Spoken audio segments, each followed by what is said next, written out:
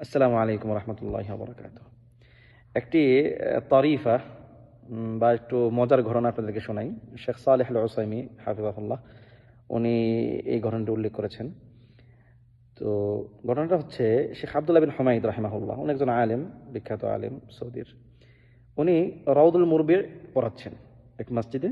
রাউদুল মুরবি পড়াচ্ছেন। রাউদুল মুরবি হচ্ছে হাম্বলি ফিকহের, হাম্বলি মাযহাবের একটি গুরুত্বপূর্ণ ফিকহের কিতাব। তো ওই দার্সে এক ব্যক্তি ছিল। তো এই ব্যক্তি অনেক আগে এই শাইখের এখানে রাউদুল মুরবির দার্স তিনি আগেও শুনেছেন, অনেক আগে। তো এবারও তিনি এসে ওই একই দার্স শুনতেছেন। তো বলতেছে যে দার্সের পরে তাকে সালাম দিচ্ছে, সালাম বলছে, শেখ শেখ আব্দুল্লাহ, এখনো আপনি সেই রাউদুল মুরবি নিয়ে পড়ে আছেন? মানুষ চাঁদে পৌঁছে গেছে।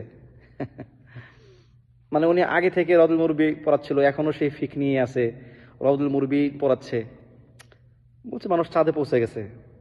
তো শায়েখ তাকে বললেন, ওই ব্যক্তিকে বললেন, দেখো, তুমি না চাঁদে পৌঁছাইছো আর না আমার সঙ্গে এখানে রাউদুল মুরবি পড়তেছো, তুমি কি করলা? আমি তো একটা কিছু করতেছি, তুমি না ওইদিক গেলা, না তুমি আমার এখানে রাউদুল মুরবি পড়লা। তো আসলে কিছু কিছু মানুষ থাকে এরকম, যারা সব সময় দেখবেন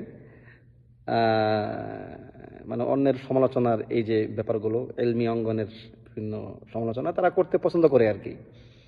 তারা দুনিয়াদার বা অন্যান্য মানুষের যে অর্জনগুলো দুনিয়ার বিবেচনায়, ওইগুলোর সঙ্গে তারা এই ইলমি অঙ্গনকে অনেক ক্ষেত্রে তুলনা করতে চান। আল্লাহুল মুস্তাআন।